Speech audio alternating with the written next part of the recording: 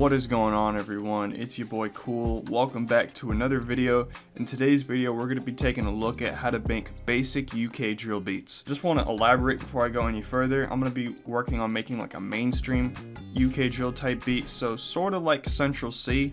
So I'm going to be breaking down each part of the beat, you know, the hat, the kick, the 808, all that stuff, and each thing's gonna have its like a timestamp in the description. So if you're just here for a certain part, you can tap down in the description and you can go find, you know, what part you're here for. And before I jump into the tutorial, guys, if you could hit that subscribe button, that would be great. Only around 8% of you guys are subscribed to the channel, so please go down. Let's get that number up to 20% as soon as possible. Before you get into actually making the beat, you gotta make sure you got good sounds and good loops. Now, as you can see, we're using a loop today, and a lot of producers do use loops, so it's not like something that's frowned upon. Also, before you start making drill beats, make sure you got good drums. A lot of drill producers will release free drum kits and paid ones too. A good source for drum kits I would definitely recommend is Prod by LJS. I'll put a link to him in the top of the screen right now. You can go check him out. That's my guy right there. He's releasing tons of free gems, so make sure you go run that up if you guys are in need of drums. But, you know, make sure you have good drums before you start trying to make good beats, because without good drums and good loops, you're not going to make a good beat. Alright, so this is a loop by my guy Kyle and I. It's from my Expression loop kit, and I'm just going to play it for you guys before we jump into working with it.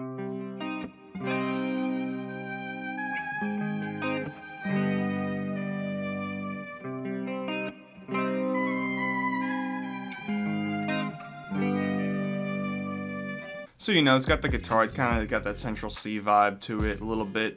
But we're going to start putting some drums on this, starting with the snare. Alright, so for the snare, if you've produced trap before, you know the snare will go on the 3. But drill, it hits on the 3, and then you're going to push it back to hit on the 4. I'll play, you know, what it sounds like on trap and what it sounds like on drill.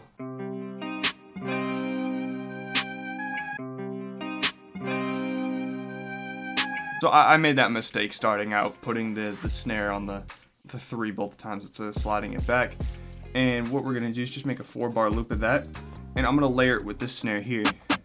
It's like a deeper snare, so this snare is more like high end here, and this one's got some more low ends together. Sounds pretty dope, so don't be afraid to layer sounds to make them sound better. Alright, so next we're gonna move on to doing the hi-hats, right? So normally when you're doing trap stuff, right, it's gonna look like that, just a 2-step pattern. But that's not gonna work for drill. You know, drill's got that unique bounce, and most of that is the hats, right? So this is gonna be your basic bounce for drill. And what we're gonna do is just copy this a bunch and fill it up. So to select them all, I did Control A and then Control B, and I'm just gonna do that again to get out to a 4-bar loop. So we got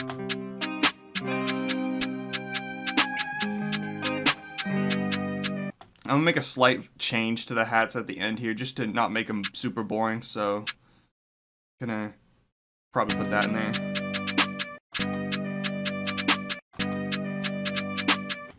And I'm gonna reduce the velocity down here so it gives it a little more bounce. So that way we got, you know, a little variation, so it's not the same old pattern over and over again. Next I'm gonna add some percussion elements, and those are sort of codenamed Percs in the drill community. No, not talking about Percocets here, it's just percussion. It's an abbreviation for it. And you know, a lot of drill producers go crazy with their percs, but I'm going to keep it basic, and I got this Ivy bounce perc. Ivy, this is actually from his free kit, so definitely go check him out. I'll put a link to his Instagram. I'm pretty sure he's still got the kit up, so I'll just put a link to his Instagram on the top screen. If you're looking for drum sounds, definitely go check him out. He's a really dope producer, and this kit was really dope too, so I'm just gonna add this kit or this perk in every so often.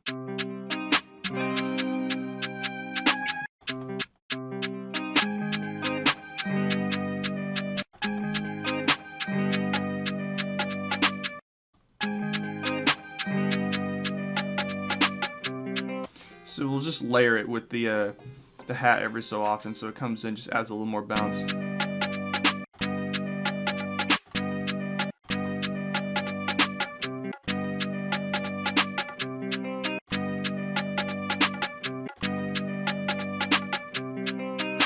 Yeah, just a little bounce there. You know, nothing too crazy. Next, we're gonna move on to the 808s, right?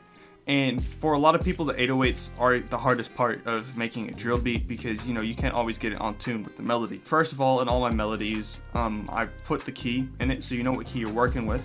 So that way, if you're working in FL at least, you can come up to the stamp, you can drag the key in. So it was C minor harmonic, right? So I drag the minor harmonic key in and just stretch it out there. So that way I know which notes can be used in the 808, which definitely helps, but still there's an amount of ear training to the 808s where you just have to sort of sit and practice. A lot of people, including myself sometimes, I tried doing the 808s like an octave or two up, so that way it's easier to hear if it clashes with the melody or not. What I recommend for new drill producers is don't go putting beats out on YouTube and stuff and sending beats out to people with out of key 808s. That's a pretty easy way to burn some bridges. If people, you know, associate you with having out of key 808s, you know, a lot of producers might not want to work with you. And I know, like, if people will tag me in a beat or whatever using one of my loops and the 808s are out of key, like, I'm not gonna look at your future beats if you're tagging me. So just make sure you get your 808s in key, and a lot of that is just practice. So, you know, sit down, download some loops and practice getting the 808s on key. All right, that little tangent out of the way. What we're gonna do is we're gonna double click on the 808 here and open up the envelope thing. And you notice now, if I'm playing the 808, right, it's just clashing and clashing, right? So what we're gonna do, we're gonna adjust this envelope, right, so only the hold is up. So that way we let go, and that way we won't have any clashing and we can put our notes in peacefully. All right, so I went out and I mapped out where the chords change, or where we gotta change the bass note in the loop here. This is the sort of standard placement in 808s for a lot of drill beats. You go on the 1 when you come in here, and I like to cut out my 808 before the snare hits, or like right as the snare hits, like that. And then you bring it back in like on the 3, like right before the snare here.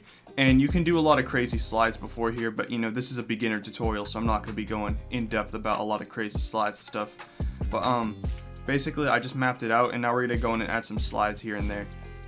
I like to keep my 808s relatively tame until you come to the 4th bar and then the 8th bar, as you need to, you know, if you're going constantly crazy with your 808s, it's gonna not allow the rapper to rap very well because the 808's constantly going crazy. So, you know, keep in mind that if you're making beats for placement and for rappers, that you gotta leave some room for the rapper to actually rap, and you know, you're not making like EDM or anything. So let's jump in and start making some slides. I'm gonna cut up this sort of note that I put in here, and I'm gonna cut it up twice so that way we can have 2 slides.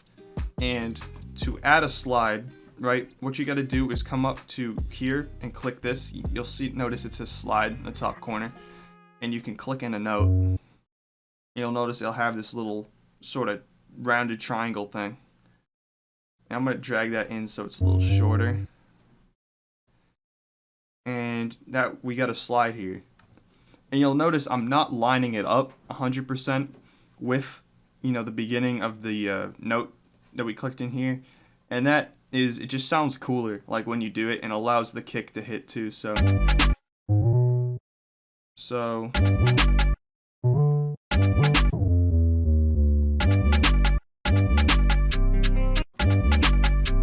and you can basically slide to any note in the key, as long as it just sounds good. Again, it's like the ear training. Like, you know, some notes you slide to won't sound good with a chord, and other notes will. So you just gotta, you know, train your ear to know what sounds good, and that just comes through practice. All right, so I'm over here at bar 8 now, and I'm gonna add 4 slides here. Make sure we grab the same length here of the slide, and I'm gonna be going up 2 octaves this time.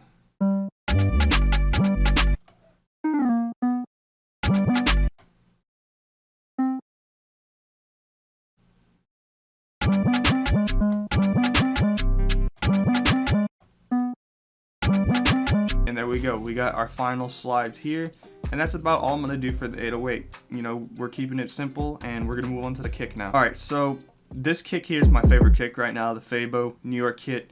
If you do have some like bread to blow, if you're looking to buy a kit, I definitely recommend Fabo kits. I use a lot of his stuff. I'll put a link to his channel in the top corner where you can go and, you know, get some kits if you're interested in purchasing some. Yeah, with that out of the way, I'm just gonna start putting in the kick here. This is sort of like standard kick placement. You put it on the one, and then this is the second bar starts here, and you put it on the 3 right before the snare, and you would just repeat that here. But you know, you can add some more kicks in here like that, just line some more up with the 808. So we're just gonna do that here, just see what sounds good.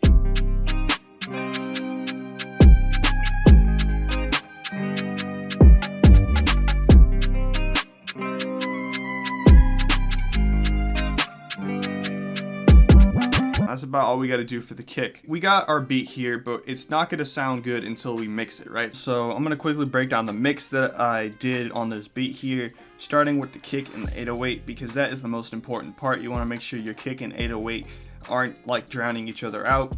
And to do that, first I beefed up the kick, and to do that, what I did is I made it loud, right? You see I got it turned all the way up here in the mix. I got the velocity turned all the way up, so that way it's really, really punchy.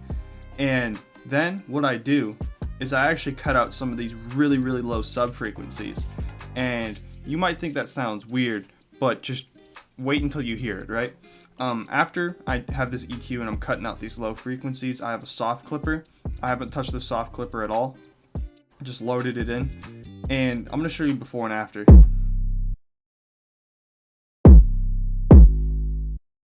And here's after.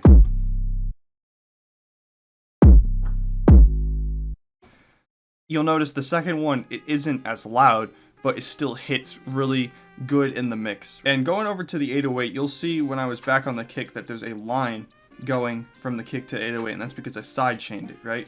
To sidechain it, what you want to do is you make sure you have the kick selected. You're going to go down to this little arrow beneath the 808, and you're gonna right click and do sidechain to this track, right? And once you got it sidechained, we can go over and start working with it. I'm using all stock plugins here. What you're gonna do is go into the limiter. It's gonna load into the limiter first. You're gonna go down here to the compressor window, and you wanna start with the sidechaining here. So to sidechain it, you're gonna right click the track here, which is the NY kick, Fabo kick. And then you can adjust the envelope and the loudness threshold stuff for the sidechain. And what is sidechaining, you might be asking? Sidechaining is basically, so what we're using it for in this circumstance is when the kick hits, the 808's gonna duck out for a second, but when the kick is done, the 808's gonna come right back in. If we duck one behind the other, they won't be clashing, it won't sound muddy, and it'll give time for both to shine because the kick is bam and it's done, but the 808 is like a longer, you know, lasting sort of sound. In terms of the melody, I haven't done anything to it because I made the melody, so I mixed it pretty well and stuff.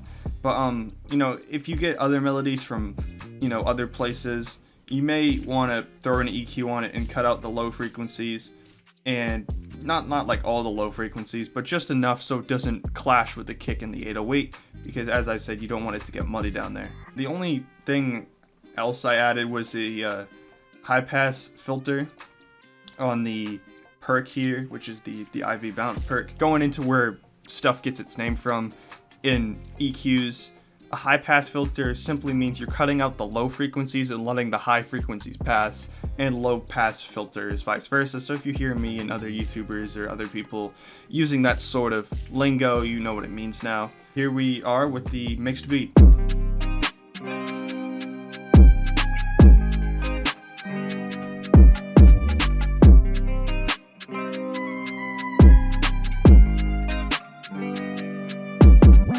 Alright, so I'm going to do a quick sort of guide on arranging your beats now that we got it mixed and everything. So let's jump into it. When you're making beats for placement, right, you want to keep in mind that songs have structures, and you want to structure your beat to sort of be a song, right? So here we are starting in the intro with just the melody. Just going to 8 bars of that, and then we're going to drop into the chorus here. To signal the transition, we could have a synth bass here, in this case the re-space here. And we could just have that follow the 808. So I'm going to map a quick re-space out. So when people will hear the re's come in, they know something's about to happen. because, you know, a new sound has been introduced and they, you know, it's sort of a suspenseful sounding sound here. Next thing you can do to sort of signal a transition between parts is add in a riser effect or just an effect in general. I grab this effect here. You know, it sounds pretty dark, pretty cool, pretty intense. And what I'm gonna do is I'm gonna time stretch that. So like that.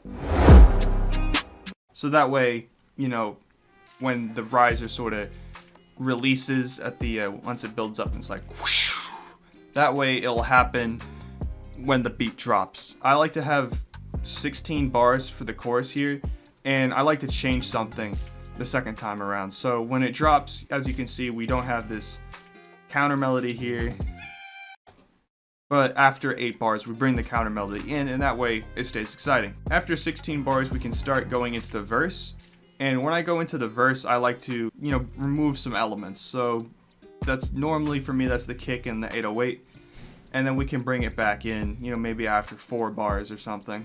Continuing on with the verse, I'm gonna bring in these percs here. This is that bounce perc that we had earlier, and we're just gonna keep moseying on here. I like to make 32 bar verses, but it's technically 16 because we're producing a double the speed. That's because, you know, rappers tend to have more to say on verses. You know, the chorus is something catchy, like something that will get stuck in people's heads, and the verses is them sort of talking about their experience or talking their shit, whatever. And to keep the verses interesting, since they are so long, we can remove elements and bring them back in. So we can cut out the hat here, cut out the snare here, we can chop stuff up, we can maybe chop this snare here and add a second one, and it really depends.